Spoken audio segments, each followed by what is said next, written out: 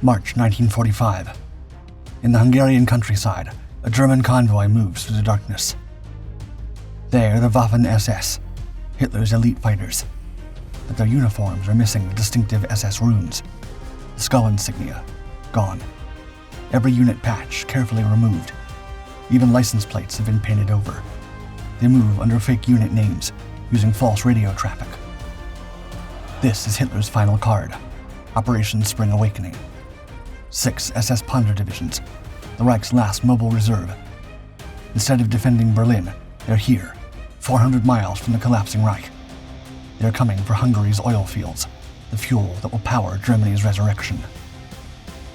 The Waffen-SS has never failed Hitler before. Not in Poland, not in France, not as they were outnumbered in Russia. Nothing can stop them. Unless the spring rains begin 2 weeks early. The White Whale of the East. For Hitler, the war on the Eastern Front went beyond strategy or territory. The Soviet Union represented communism, Slavic resistance, and the Jewish Bolshevik conspiracy that formed the core of his radical ideology. From the moment he authorized Operation Barbarossa in June 1941, Russia became his white whale. That summer, nearly 4 million Axis troops crossed the Soviet border, advancing along an 1,800-mile front. At the spearhead of these operations were the Waffen-SS, Hitler's paramilitary army that fought alongside regular Wehrmacht forces but answered to the regime alone. These warriors, recruited from Hitler youth ranks and training camps, were trusted with missions others wouldn't touch. To civilians, they meant terror. To the Wehrmacht, they were rivals. And to Hitler, they were elite, expendable, and assigned to battles where only victory was acceptable. But the quick victory Hitler had promised in 1941 never materialized. 4 years later, Germany had lost over 1.5 million troops and thousands of tanks. Then, on January 12, 1945, the news Hitler had been dreading for months finally reached his headquarters. Soviet forces had launched their winter offensive in Poland, attacking with 2 million men, 6,000 tanks, and 40,000 artillery pieces. Entire German divisions pulled back in disarray, abandoning trenches, fuel dumps, and even their anti-tank guns still pointed east. Supply trucks were left frozen in place, roads clogged with retreating units. Ammunition dumps went up in flames. Within a week, the Eastern Front would fall apart at the seams after holding for 4 years. Though Hitler wanted an immediate counterattack, timing was not on his side. At the time, his best Panzer divisions, the only ones that might have stopped this Soviet avalanche, were still 620 miles away in the Ardennes, fighting continuously since December. In the west, these SS Panzer divisions were exhausted. Tank crews dozed inside their vehicles, too cold to sleep outside. Mechanics worked by lantern light, patching shattered engines just enough to keep them moving. Infantry companies that had started the Ardennes offensive with 180 men were down to 40. But Hitler didn't care. On January 22nd, he sent his adjutant, SS Major Otto Gunsche, to deliver the news personally to SS Obergruppenführer Sepp Dietrich. Within 4 weeks, his 6th SS Panzer Army would be pulled from the snow-covered forests of Belgium and thrown straight into leading a new offensive on the Eastern Front, Operation Spring Awakening. Attack without oil.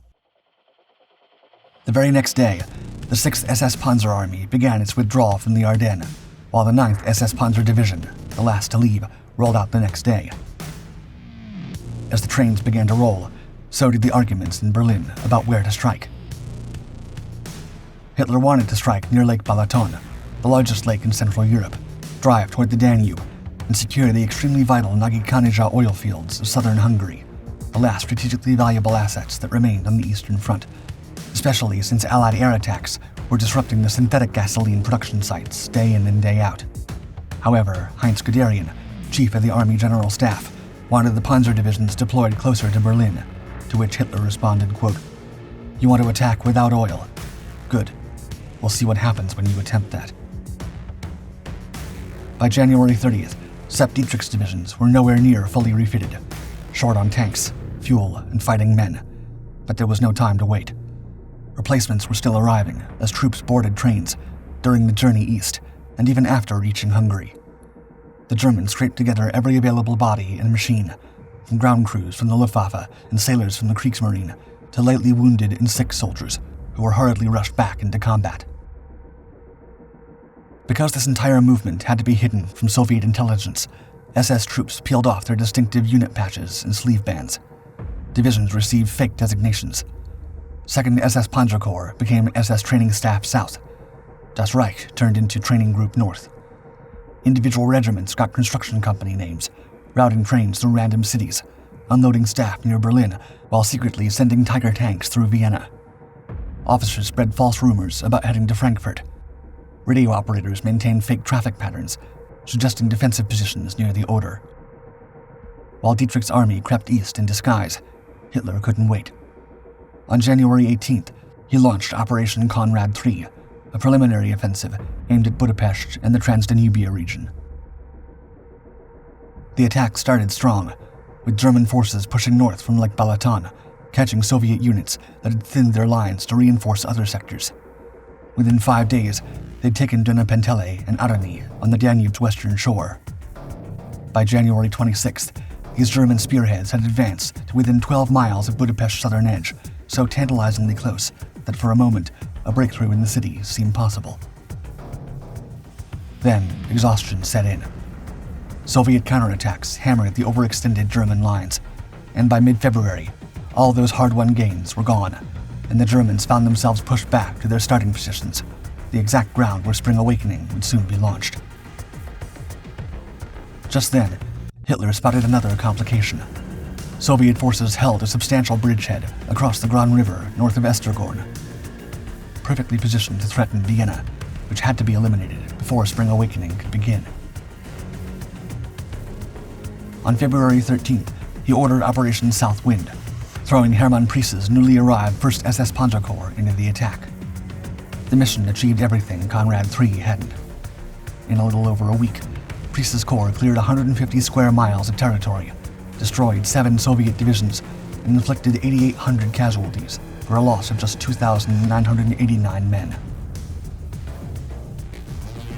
But these preliminary operations and hollow victories had burned through precious fuel and ammunition, and most importantly, the SS divisions that should have been resting.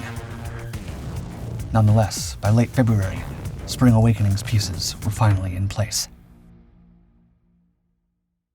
Spring is here. On February 28th, Operation Spring Awakening was pushed to March 6th. By then, there were even more Hitler-ordered extreme secrecy measures.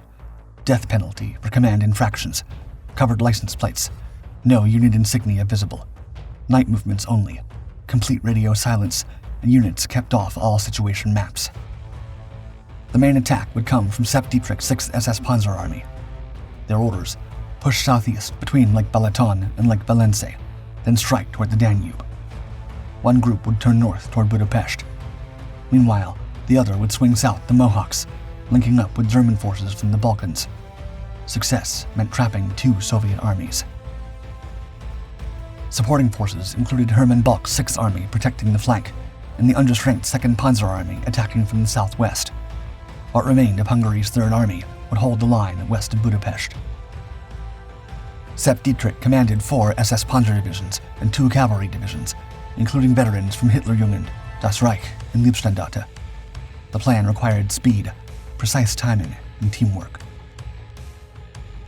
Despite all the paranoia-level secrecy and rules about the upcoming mission, the preliminary operations at Conrad and South Wind had already given the game away. Now, Soviet intelligence knew exactly where the next German offensive would hit. Then came a much bigger issue. Spring was coming early. By late February, with temperatures climbing unexpectedly, the once frozen ground began to soften. Within days, the tank tracks were turned into swamps. This was Rasputitsa, the dreaded muddy season that paralyzed entire armies every spring and fall across Eastern Europe. For 3 to 4 weeks, nothing moved. Not tanks, not trucks, not even horses. Dietrich's operations chief surveyed the assembly areas and sent back an alarming report. The ground between Lake Balaton and Lake Valenze, the exact corridor where Spring Awakening was supposed to punch through, had become an impassable bog. Tanks would sink to their turrets. Infantry would wade through knee-deep cold mud. Though he and his men pleaded with Army Group South headquarters for a delay of at least 2 days to let the ground dry, The response from Hitler was predictable. March 6th remained the set attack date. Weather, secrecy, and danger be damned. Operation Spring Awakening. As dawn broke on March 6th, snow fell from low clouds into the Hungarian countryside. The temperature hovered below zero. The ground, frozen only at the surface, turned to thick mud the moment men and vehicles left the few available roads. To the men who fought in the Ardennes forest only weeks before, this was like déjà vu. At 4 a.m., German artillery opened up for 30 minutes, officially marking the start of Spring Awakening. But from the first hours, nothing went according to plan. First, half of Dietrich's attack force, the 2nd SS Panzer Corps, hadn't even reached the starting positions, setting them behind one full day. Meanwhile, the other half attacked on schedule, but met immediate resistance, pushing only a couple of miles by nightfall. It was clear that the Soviet defenders had been waiting. The next day, just as the 2nd SS Panzer Corps finally tried to advance, the spring thaw had turned their attack routes into swamps. Near Sarozd, east of Lake Balaton, 2 tanks disappeared completely, sinking up to their turrets in mud. The remaining armor was forced onto the single paved road, where they became easy targets for Soviet gunners, while the infantry pushed forward on foot. But while the Germans fought against the terrain, Marshal Tolbukin, commanding the Soviet 3rd Ukrainian Front, had been expecting this attack. Within hours, he was shifting reserves into blocking positions, reinforcing vulnerable sectors with 2 tank brigades and fresh infantry. By March 8th, a dangerous pattern had emerged. On firmer ground to the west, the 1st SS Panzer Corps was making steady progress, capturing villages and road junctions. Meanwhile, the 2nd SS Panzer Corps remained stalled in the eastern flank, simply unable to keep pace. This ever-widening gap between the 2 corps was threatening the entire offensive. As the German command committed its last reserves, everyone knew even more tanks would not change the worsening conditions. Now, only 3 days into Operation Spring Awakening, the offensive had gained less than 6 miles in most sectors. At German headquarters, staff officers studied their maps with growing concern. The bold attack arrows drawn weeks earlier now seemed to mock them. Instead of a coordinated thrust, they had one corps creeping forward and another immobilized by the Hungarian mud. Even worse, intelligence reports showed increasing Soviet activity behind their lines. The Red Army wasn't just defending anymore. They were getting ready for something. Breaking through. On March 9th, 72 grueling hours after Spring Awakening began, German forces finally broke through. On the western flank, the 1st SS Panzer Corps finally found firmer ground and surged forward. At Deg, west of Lake Balaton, Panzer Grenadiers stormed through the village streets, clearing house after house with grenades, automatic fire, and in some cases, hand-to-hand combat. In response, the shocked Soviet defenders pulled back, leaving burning vehicles in their wake. By evening, forward units had advanced 15 miles from their starting positions. For a few hours, it looked like the breakthrough Hitler had promised, and the officers at headquarters began calculating how long until they reached the Danube. But while the 1st SS Panzer Corps charged ahead, once again, the 2nd SS Panzer Corps remained trapped in the same muddy hell east of Lake Balaton, creating a 15-mile gap between the attacking forces. At Soviet headquarters, Marshal Tolbukin grinned with satisfaction as he watched the German advance moving right where he wanted them to. That same evening, Tolbukin asked Moscow for 2 reserve armies to launch a counterattack. But despite receiving a negative, he didn't press the issue. His own buildup was already underway. 500 tanks west of Budapest, another full army north of Lake Valence. 1 day later, more German gains were made, despite the vicious weather. But the cost was mounting. Every attack met prepared defenses.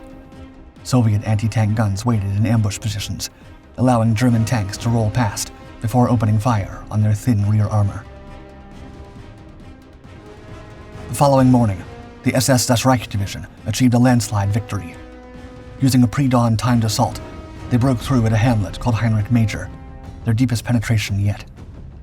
German infantry moved through the morning fog, overwhelming Soviet outposts before the defenders could radio for help. North of them, The 1st SS Panzer Corps was fighting for the high ground overlooking Simontornia, a key town that controlled the crossing points over the Sia River, the last major water barrier before the Danube itself. Take Simontornia, cross the river, and the road to the Danube would be open for them to take. For the rest of the 11th, Panzer Grenadiers spent the entire day clearing the ridgeline north of the town, rooting out Soviet positions one by one. By evening, as the sun finished setting that late winter day, they controlled the heights, and every man could see Simontornia's church spires and the ribbon of the Sia running through it. No doubt of the enemy's intentions. Despite the gains, March 12th brought more of the same grinding combat. Where the Das Reich had just broken through, the following morning at Heinrich Major, German tanks now burned in the streets. At Simontornia, Soviet artillery had already zeroed in on their positions. While the Germans measured progress in yards, behind Soviet lines, the real buildup accelerated. The 6th Guards Tank Army, 500 tanks strong, completed its movement to assembly areas west of Budapest, while another full army moved into position north of Lake Valence. 24 rifle divisions were prepared to strike. By March 13th, the offensive had stalled completely. German units that had been attacking now dug in, trying to hold what little ground they'd gained, fending off wave after wave of Soviet assaults. Once again, requests to withdraw from the exposed position were denied, as Berlin still held on to the belief that the offensive could succeed somehow. The following morning, with the weather warmer, the bright sun dried the ground, just enough for tanks to move again. But it was too late. After taking Simontornia, German engineers had spent 2 days under fire, constructing a bridge across the Sia River. It was their only way to get tanks and heavy equipment across to exploit the breakthrough. On March 14th, Soviet artillery observers finally spotted it, and within hours, shells rained down on the crossing. Direct hits shattered the wooden spans and twisted the steel supports.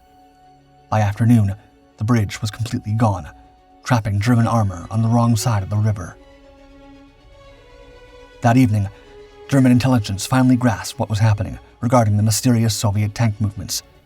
The Army Group South War Diary recorded with growing alarm, quote, "Today's movements leave no doubt of the enemy's intentions.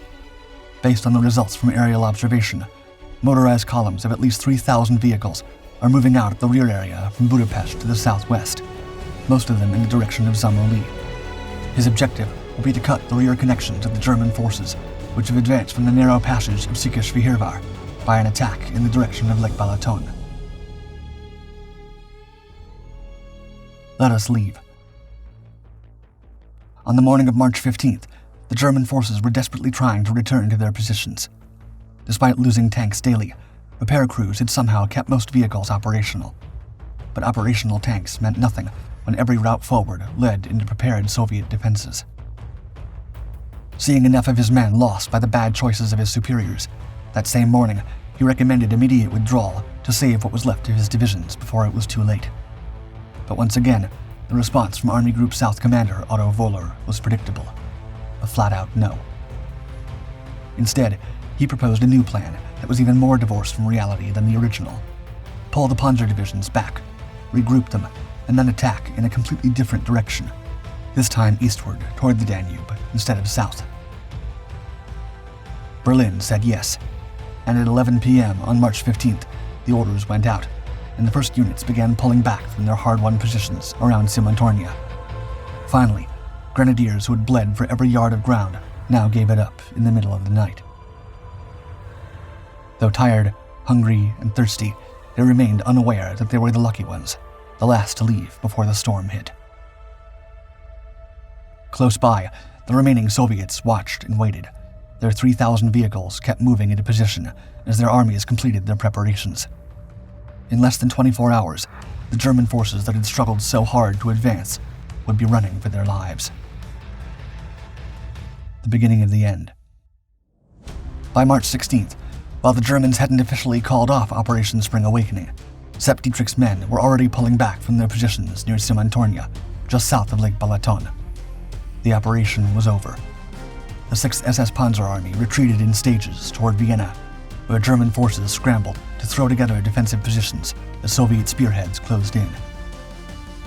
That same day, the Red Army finally launched its counteroffensive, pulverizing any chance of the last-minute German plan succeeding. That morning, 2 Soviet armies hit the German lines north of Valpolota, attacking along a 12-mile front with tanks, artillery, and fresh reserves. The Soviet 6th Guards Tank Army waited behind them, ready to exploit any breakthrough. More divisions stood on the flanks, prepared to widen the gap. By March 19th, the Red Army had retaken every mile the Germans had gained during their 13-day offensive. That day, Sepp Dietrich reportedly joked that, quote, "The 6th Panzer Army is well named. We have just 6 tanks left." Hitler ordered a renewed push east, refusing to accept that the operation had failed. But by the time Berlin approved a change in direction, the Soviets had already crossed the Danube. On March 22nd, what little remained of the 6th SS Panzer Army began its retreat toward Austria. By then, these weren't the elite divisions that had entered Hungary 6 weeks earlier, but scattered groups of exhausted men, abandoning equipment with every mile. For days on end, the Soviets kept pushing, tearing through western Hungary, until on April 4th, their lead elements reached Vienna's outskirts. With this latest move, Spring Awakening had inadvertently become the battle for Austria's capital. Now, the German forces defending Vienna were ghosts of their former strength. Dietrich's men struggled to man basic defensive positions around Vienna. Further south, the 2nd Panzer Army held a thin line near the Austrian border. The regular 6th Army scraped together whatever they could find to defend the hills, and Hungarian forces had vanished from the order of battle entirely. Finally, on April 13th, the Soviet troops entered Vienna, and only 48 hours later, Dietrich's survivors were running north with 3 Soviet armies on their heels. The final insult came in late April and early May, when Nagykanizsa, the oil fields Hitler had sacrificed everything to protect, fell as Soviet forces swept through, crushing the last German defenders. Now, the prize that had justified Spring Awakening was gone. No more. Even as the last of his invaluable tanks burned in Hungary, Hitler believed a breakthrough might shake Allied unity or force a negotiated peace. Instead, it only sped up the end. Following the massive failure of Spring Awakening, Adolf Hitler turned on his most loyal forces, the Waffen-SS, the same elite units he'd trusted above all others. His warriors, who were never supposed to fall, were now accused of cowardice. He specifically singled out the Liebstandarte division, claiming they, quote, did not fight as the situation demanded. As punishment, the failing Führer ordered all Waffen-SS units involved to remove their distinctive cuff titles, the unit insignia they wore with pride. However, the now disgraced SS Oberstgruppenführer Sepp Dietrich, after watching his divisions bleed out in Hungarian mud for a doomed offensive, never relayed the order to his troops, knowing there was no point in adding insult to catastrophic defeat. Operation Spring Awakening was Hitler's last offensive of the war, and the Eastern Front he'd obsessed over for 4 years had finally swallowed his best remaining forces.